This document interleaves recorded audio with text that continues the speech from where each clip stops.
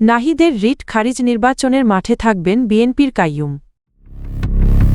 জামায়াত আমিরের x account hack বঙ্গভবনের সহকারী programmer আটক।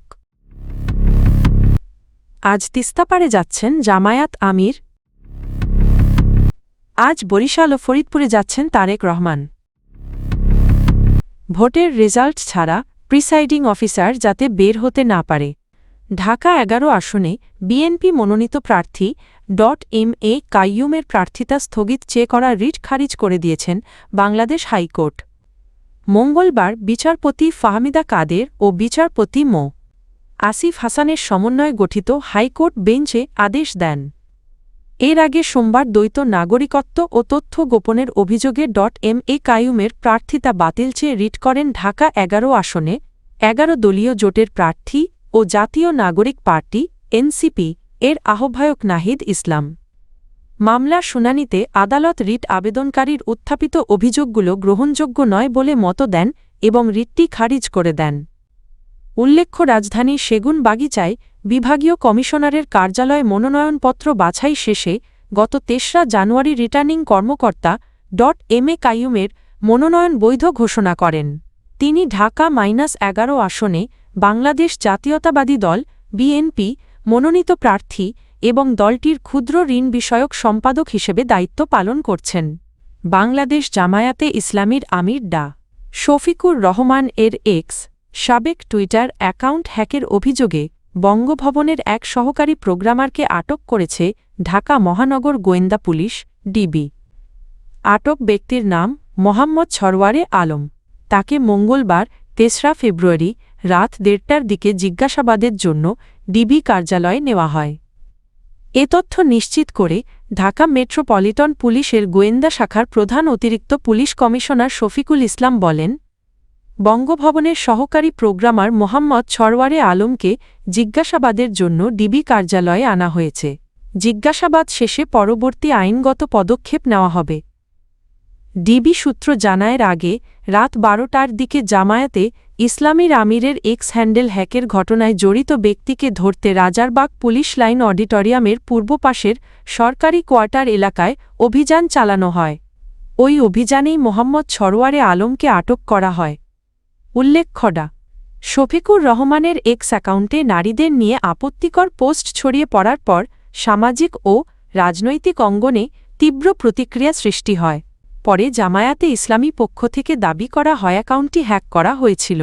এই ঘটনার তদন্তেই ডিবি পুলিশের অভিযান ও জিজ্ঞাসাবাদ চলছে। আসন্ন ত্রয়োদশ জাতীয় সংসদ নির্বাচনকে সামনে রেখে আজ বুধবার তিস্তাপাড়ে এক নির্বাচনী জনসভায় অংশ নেবেন বাংলাদেশ জামায়াতে ইসলামীর আমির ডা. শফিকুর রহমান। দুপুর 12:30টায় তিস্তা ব্যারাজ সংলগ্ন হেলিপ্যাড মাঠে এই জনসভা অনুষ্ঠিত হবে। জনসভাস্থলটি নীলফামারী ও লালমনিরহাট জেলার সংযোগস্থলে অবস্থিত। জানা গেছে, এর আগে তিনি কুড়িগ্রাম জেলার একটি জনসভায় অংশ নেবেন।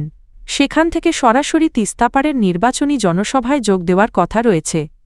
বিষয়টি নিশ্চিত করেছেন নীলফামারী জেলা জামায়াতের আমির ও নীলফামারী -১ ডোমার ডিমলা আসনে জামায়াতে ইসলামীর সংসদ সদস্য প্রার্থী অধ্যক্ষ মো. আব্দুস সাত্তার। ত্রয়োদশ জাতীয় সংসদ নির্বাচনের প্রচারণায় অংশ নিতে আজ বুধবার বরিশাল ও ফরিদপুর যাচ্ছেন বিএনপি চেয়ারম্যান তারেক রহমান।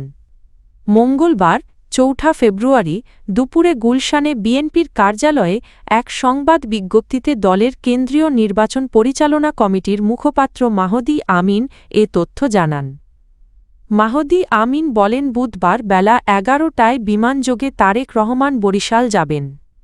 সেখানে দুপুর ১২টায় তারা চিহ্ন বেলস পার্ক মাঠ ইন্টো তারা চিহ্ন এ কার অনুষ্ঠিত নির্বাচনী জনসভায় তিনি অংশ নেবেন। এরপর দুপুর ১টায় বরিশাল থেকে তারা চিহ্ন ফরিদপুর নো তারা চিহ্ন এ কার উদ্দেশ্যে রওনা হয়ে তারা চিহ্ন রাজেন্দ্র কলেজ মাঠ নো তারা চিহ্ন এ কার আয়োজিত জনসভায় যোগ দেবেন। সফর শেষে তিনি আবার বিমানযোগে ঢাকায় ফিরবেন। এই সফরের মধ্য দিয়ে ঢাকার বাইরের নির্বাচনী প্রচারণা শেষ করবেন বিএনপি চেয়ারম্যান। উল্লেখ্য, গত ২২শে জানুয়ারি তারা চিহ্ন সিলেট ইন্টু তারা চিহ্ন এ কার আলিয়া মাদ্রাসা মাঠ থেকে নির্বাচনী প্রচারণা শুরু করেন তারেক রহমান। একই দিন তিনি মৌলভী বাজার হবিগঞ্জ ব্রাহ্মণ বাড়িয়া কিশোরগঞ্জ নরসিংদী ও তারাচিহ্ন নারায়ণগঞ্জ ইন্ডো তারাচিহ্ন এ কার সমাবেশ করেন।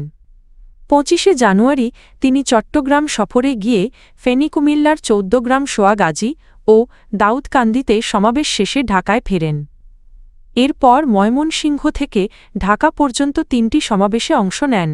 ভোটারদের উদ্দেশ্যে কড়া নির্দেশনা দিয়ে ঢাকা-৮ আসনে বিএনপি প্রার্থী ও দলটির স্থায়ী কমিটির সদস্য মির্জা আব্বাস বলেছেন, নির্বাচনের দিন কেন্দ্র পাহারা দিতে হবে এবং পোলিং এজেন্টরা প্রিসাইডিং অফিসারের স্বাক্ষরিত রেজাল্ট শিট হাতে নিয়ে কেন্দ্র ছাড়বেন। মঙ্গলবার ৩রা ফেব্রুয়ারি রাজধানীর তারাচিহ্ন গুলিস্তান হল মার্কেট ইন্টু তারাচিহ্ন এই কার ব্যবসায়ীদের সঙ্গে মতবিনিময় সভায় তিনি বলেন, যদি বলা হয় ভোট অফিসে গিয়ে গণনা করা হবে, এটা কোনোভাবেই অ্যালাউ করবেন না। ভয় পাওয়ার কোনো কারণ নেই, জনগণ আমাদের সঙ্গে আছে। নব্য প্রার্থীদের কথাবার্তায় বুঝছি ইলেকশন ইঞ্জিনিয়ারিং হওয়ার আশঙ্কা রয়েছে। নিজের বিরুদ্ধে কুৎসা রটনার সমালোচনা করে মির্জা আব্বাস বলেন, গালিগালাজ ও অসভ্য ভাষা দিয়ে রাজনীতিতে জায়গা করা যায় না। তিনি মন্তব্য করেন, চুলার মুখ দিয়ে কখনো স্বর্ণ বের হয় না, ছাই বের হয়। চাঁদাবাজি, সন্ত্রাস ও মাদক বিরোধী অবস্থান পুনর্ব্যক্ত করে তিনি বলেন, এসবের বিরুদ্ধে তার অবস্থান নতুন নয় এবং তার বিরুদ্ধে ছড়ানো অপপ্রচার মানুষ বিশ্বাস করবে না। সমালোচকদের উদ্দেশ্যে তিনি সতর্ক করে বলেন, বলা সব কথার রেকর্ড থাকবে, ভবিষ্যৎ প্রজন্মের কথা ভেবে দায়িত্বশীল ভাষা ব্যবহার করা উচিত। জামায়াতে ইসলামের একটি অংশের বক্তব্যের সমালোচনা করে বিএনপির এই নেতা বলেন, সাম্প্রতিক সময়ে তাদের কথাবার্তা লাগামহীন হয়েছে এবং চাকরিজীবী নারীদের সম্পর্কে আপত্তিকর মন্তব্য করা হয়েছে।